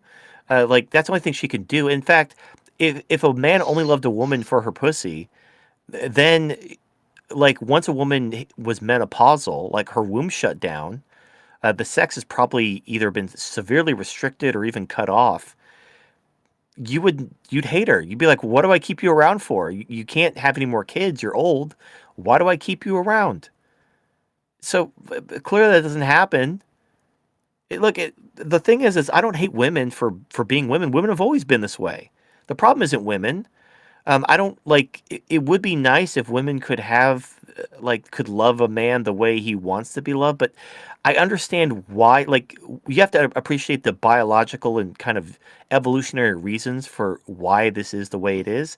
If human beings weren't the way they were, if human nature and male nature and female nature weren't the way they were, evolution wouldn't work and humans wouldn't be the dominant life form that they are. So it's a good thing that women are the way they are. And I'm not trying to change them. The problem isn't women. The problem isn't hypergamy. The problem isn't that women don't love men with the agape male love. The problem is feminism. The problem is egalitarianism and equality. The Well, don't you solution think is that? Sorry, patriarchy. but don't you think that feminism is a shit test? This is my favorite question. I always Uh, ask people right. coming on. There's two kinds of shit tests though. So there is a conscious shit test. This is what the more traditional kind of shit test. So for those of you listening at home, let me explain what a shit test is. A shit test is when a woman she wants to test the guy to see if he's a pussy or not. So she'll do something she knows she wants the guy to tell her to stand up to her. She wants the guy to basically put her in her place. She's testing her limits like a child. Children do the same thing. They test to see if they can get away with something. And if you spoil them, if you let them do whatever they want because you love them so much, they're going to hate and resent you. Because I mean, spoiled children do not love their parents, which is kind of a paradox because a spoiled child has parents who give them everything they want, and spoiled children hate their parents. But a parent that tells them no and gives them discipline is loved by their children. So it's almost a paradox if you don't understand what women need. Just like a child. A child, if you give a child everything they want, they become spoiled little shits and they hate you. But if you give them discipline and tell them no, they love you. In the very same way, in fact, in literally the exact same way, women need to be told no and they need discipline. However, again, like I said, there's two kinds of shit tests. There's conscious shit tests and there's unconscious shit tests. A conscious shit test is a woman is actively trying to test you and she wants you to say no. If you give in to her demands, if you let her do what she wants, she's going to laugh at you. She's going to lose respect for you. She actually does want you to say no. But then there's the unconscious shit test. This is the kind of shit test that a spoiled child gives to their parent. When they say, give me that ice cream, buy me a pony, they're not lying. They don't want you to say no. If you say no, they will throw a tantrum and they will mean it. They're not lying. Unlike the conscious shit test, they want you to give in to them, at least superficially. But if you give in to them, they still hate you and resent you, just like a spoiled child hates and resents their parents. So you still have to... Well, so is it go ahead. a natural mechanism going, I mean, wild, I mean, in that sense, like it's called a narcissist trend of the natural shit testing, in a sense. Feminism, women are children. That could be, it could be summed up in that way. So just like a spoiled child, they may be as children test their limits, but then they also throw tantrums. Feminism is both a conscious shit test. Women, they basically say, "Give me this," and if you tell them no, they'll if you give in to their demands, they'll just laugh at you and be like, "Ah, what a bitch." But if you tell them no, they're still going to throw a tantrum. Because they do like when they say pay for my tampons, give me free abortions, put me on the board of a company that I have no business being on because I have a vagina. They're not lying. They're not like they do really want those things. They're not like they don't secretly want you to say no. So there's an unconscious level to the shit testing. But on an individual level, like some of this is just PUA projection. When you're in a relationship with a woman and she tests her limit, she wants you to tell her no and put her in her place because she wants a man to lead her, not a bitch to hold her purse. But when it comes to feminism, it's all about power. So feminism is a shit test, but it's a subconscious, spoiled child kind of shit test. They do want power. They want supremacy. They want all the free stuff. And if you tell them no, they will But if you tell them no, and if you brought back patriarchy tomorrow, if men all across the world just said, you know what, let's just take women's rights away, women would and then they just go along with it, and then they'd thank you, and then they'd ask you why you didn't do it sooner. Yeah, but maybe there's a confusion between all women and feminists. No, don't you think? Maybe not all women are like that. To say it in a wild way. Not all women wear the label of feminist, but they've done studies. Look, this isn't me talking on my butt. So in America, anyway, only 30% of women claim to be feminist. Okay, so cool. So 70% of women aren't feminists, right? Except they asked a follow-up question. They gave women a hypothetical policy that basically benefited women at men's expense. And they asked them, do you support this policy? And 80% of women said yes. So 30% claim to be feminist, 70% say no. But then when they're offered they support feminist policies down the line. And they will support even a hypothetical feminist policy, but they're not feminists, everyone. They're just, they're not feminists. What are you talking about? In fact, there was an article I covered a couple weeks ago where this article said that the least feminist country in Europe was Denmark. And it's because the women don't claim to be feminist. But if you look at their policies and they're basically, since everyone's a feminist, it's like if everybody's a feminist, nobody's a feminist. So Denmark is so feminist that nobody even thinks themselves as being a feminist anymore because they're so feminist. But look, it's women's biological imperative to be given resources. Again, I don't blame women for that. But yeah, women will always, if you give them power, they're going to vote themselves free money. They're going to vote themselves jobs they're not qualified for. It's their biological imperative. They don't care about what's just or what's fair for men. They're just going to vote for what benefits them. Now you could say, well, that's not true feminism. Okay, but that's what feminism actually does. Like, if you look at the policies feminism advocates, they want free this, free that, give me this, give me that. That's what feminism literally does in reality. They might have lofty goals on paper, but in reality, they just advocate for giving women stuff. So that's what I judge feminism as, and that's what women vote for. So there might be individual exceptions, just like about 4% of women, 4 to 6%. I'll give them a little bit of room. 4 to 6% of women can meet the male standard in physical tasks and even be as smart as the average man. Like there's 4 to 6%, but the other 94% to 96%, they are feminists.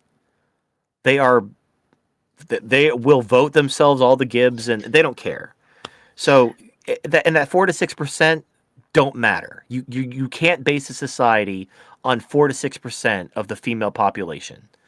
But I don't know about the figures, but have you heard about what happened in France like 1 year ago? Something like there was a manifesto of some women going. I mean, especially was Catherine Deneuve amongst them, who actually protested against the one-party policy of feminists. I mean, saying we are women, but we do not want to be part of any shaming of men and all this Me Too campaign. Course. Have you heard about that? Of course. Maybe, and what's your opinion on that? Yeah, it basically feminism has become man repellent. So what you do is you have right-wing feminists, and what they're doing is like they're not going to give up anything. They're not giving up their rights. They're not giving up their votes. They're not getting rid of the family court. They're not repealing any laws. They're going to keep all the stuff feminism has given them. All they're being is like, stop hating men, you guys. The men aren't marrying us. The men aren't taking care of us. Stop hating men. So yeah, they're against the man hating. They'll give you a pat on the head as you serve them as a slave, but they're not going to repeal anything. They're not going to make the laws fair to men. They just realize men are not dating them. Men are not marrying them because feminism has gone too far. So they're basically, now that it's affecting them negatively, like you saw this a couple years ago with the women against feminism, these anti-feminist women, these red-pilled women, it's all bullshit. They're playing an act. They're trying to attract men who know the score. They know feminism is bad news. They're staying away from women. They're not getting married, and these women want husbands. They want families. So they're just saying what they think they have to say to get what they want. But they're not like even that. They'll be like, "Oh, let's stop the man hating. How about let's get rid of the family court? How about let's maybe like anything substantive?" No, they're not going to do any of that. They're just like, hey, stop the man hating. Keep giving me free money. Keep giving me jobs I'm not qualified for. Give me sole custody of the children in a divorce. But, let's stop hating men, everyone.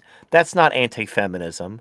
That's just basically, now that it's affecting you, now that men are walking away, now these anti-feminists are coming out of the woodwork to say, oh, I'm not like that, everyone. Yeah, you are.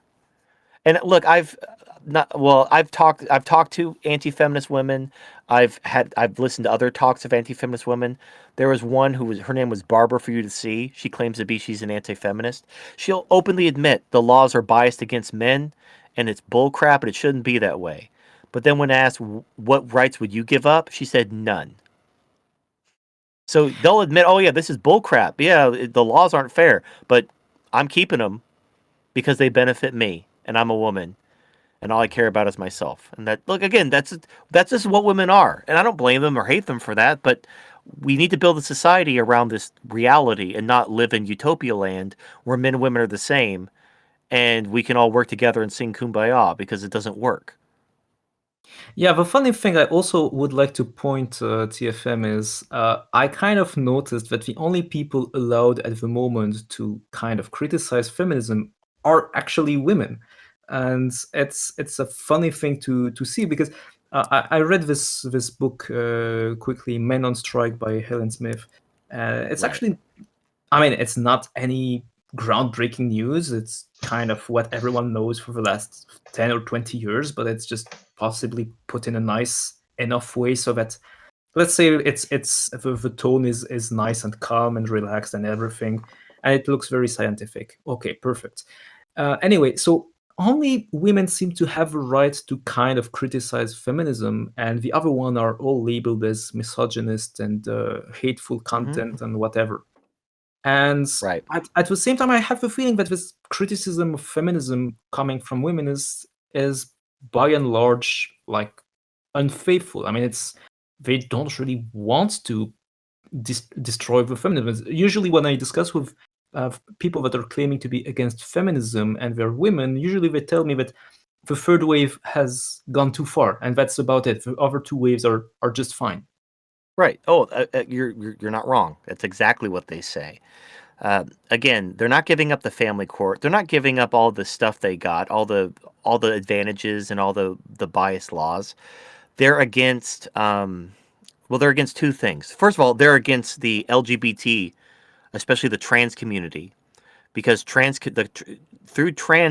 the magic of transgender, men can now access all these laws that women have passed to benefit themselves, because by identifying as a woman, now you can access those laws for yourself. And feminists don't like that. They're called TERFs, which stands for Trans Exclusionary Radical Feminists. They're basically anti-trans feminists, and because they don't want to see anyone with a penis accessing all these laws they fought for to screw over men. The second group that is anti-feminist, other than the TERFs, are basically traditional women who want to get married. And they know that men aren't getting married because of feminism. And so they're just trying to find the combination of magic words to say to trick a man into marrying them. So they'll say this, they'll claim this, they'll say whatever they have to say to get to convince a man that they're not a feminist. But here's what's very fun. So when these women get divorced, because they're still women, they still they're not happy. They will use everything that feminism has given them to destroy. They'll be like, "Oh, I'm not a feminist. Here, I'll bake you an apple pie." But then when it's divorce time, oh, they're going to crucify you, because you'll find out who they really were in the family court. It's sad. But yeah, they're not giving up anything. They'll never give up anything. But the ironically, when the West collapses, when everyone loses their rights, patriarchy will be restored. It's nature. Patriarchy is nature. So when the government goes away, so does feminism. So does their rights, and then we have patriarchy again by default. So, I mean, I'll be vindicated in the end. It's just a matter of how many people will unnecessarily die between here and there. Well, not a bright future ahead, I guess. If Alexi or Radu, you don't have any questions left, maybe I suggest we kind of end the show here. Yeah, no, it we was can a wrap great it up. conclusion from Turd Flinging Monkey. So keep that sentence as the conclusion from him. That's great. Oh, was there? Well, Hello? I mean, was there a question in there? Like No, it was not a question. It was a great conclusion from you. You had a great word at the end, so that was a good closure. Okay. Radu, any comment on this kind of I won't share the same apocalyptic vision, but and I don't know if there's a vindication to be expected, and it doesn't. I hope I'm wrong. I hope you're right. Look, honestly, I don't want to be right about this. I hope you're right. I hope that the Muslims assimilate and everything's great and there isn't going to be Sharia law. And I hope you're right. I hope I'm wrong. No, but in a sense, it's kind of contradictory to see that as a doomsday, because in the end, if you feel like the Muslims are the real patriarchs, still the one who are defending patriarchy, so it doesn't seem like a doomsday in a sense. If we follow the problem isn't the patriarchy part of Islam; it's everything else that goes along with it. Because Islam's a package deal. I would much rather see Western men reinstill patriarchy and save the West than be overthrown by Islam. Because yes, Islam will bring back the patriarchy, but it will also bring back theocracy, and it would also suppress science, and it'll do all kinds of other things that I don't want to see happen. So I'd much rather see Western men save themselves, have babies, take women's rights away, and preserve the West, than see Islam win because then that's the Dark Ages. That's going to be 1,000 years of that's going to be a second Dark Age if Islam wins.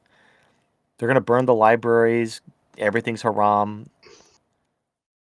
I think the war is on. I mean, it's not even the case in the Muslim countries. I mean, the war is on even in the Muslim countries. I mean, there's a fight between, I mean, say moderate Muslims and I mean hardcore Muslims. There is a fight on. The moderate Muslims are happening because of America. America's aggressively exporting feminism and trying to, empower these moderate Muslims. It's all artificial. So the United States is about to run out of money. I think like 2024, Social Security and Medicare are going to bankrupt America. And no one will stop it because, people vote. Everyone wants no one will ever let their welfare state die. They will burn everything down before they allow their welfare state to die. So when the government no longer has the money to project this imperialism all over everywhere, because when push comes to shove, exporting feminism to the world isn't the highest priority when you have people rioting in the streets in America. So when the government no longer is exporting its imperial kind of feminist agenda, then all that goes away. All the moderate Muslims, all those secular governments, they all go away. I think there's a root for authentic fight against radical Islam in the Muslim country without foreign aid. So this is the nuance I would like to make. I'm not talking about terrorism. I'm not talking about terrorism. I'm talking about regular Islam. I've talked to there are people on my server. I have Muslims on my server. They don't advocate violence. They don't advocate grooming gangs. They're against all that stuff. But they're all about like Sharia law. It's in the Quran. When they have the numbers, they're going to put Sharia law in your country, and they will take women's rights away. I hate to break it to you, they will take women's rights away once they have they're waiting for the numbers, and they're already doing it in their no-go zones, in their little cultural no-go zones. They're already doing it right now. It's just going to spread. Okay. Well, we'll see. We'll see. Anyway, we are still. Anyway, we don't wait and see. We are taking part in the process, so we will do our part. So, anyway, thank you very much for your time and your kindly attention to you give us. And I hope people in France will know more about your channel and your production and your ideas. I think anyway it would be. We'll put the description with the link of your channel. I think you have a Twitter account, right? No, I've been banned. No. Okay. Well, at least your channel, and I think you have a Bitchute channel as well as a backup, right? Yeah, it's like a YouTube-like website. So yeah, but it has the same content. So you could watch it either on Bitchute or on YouTube. Okay. Well, anyway, yeah, we're going to put all the links needed in the description for our audience, and well, I would like to thank you again for your time and your contribution. I hope you had a nice moment with us. Yeah. I hope you guys I'm not trying to be hostile. I hope I'm wrong. And I wish everyone the best, and I hope you guys had a good time. I had a good time. We definitely did. I had a good we time. definitely did. I mean, we French, we love to argue a lot, so it's not like we get offended. Okay. It's much. Well, it's good. Well, I know, no, I'm not. Honestly, I'm not being facetious. I hope I'm wrong. I hope you're right. I don't think I'm wrong, but we'll see. Oh, we definitely understand. We watched your content. We know that you actually are very, in a sense, open to new ideas and change, but also hold your ground. And so this is what makes a discussion interesting, because if you don't, if the speaker does not hold his ground, then it's not interesting to have a debate. All right. So anyway, we won't feel offended. We are very much accustomed to this kind of discussions anyway. Not to don't take offense that easy. Thanks everyone, and see you in 2 weeks for the next show.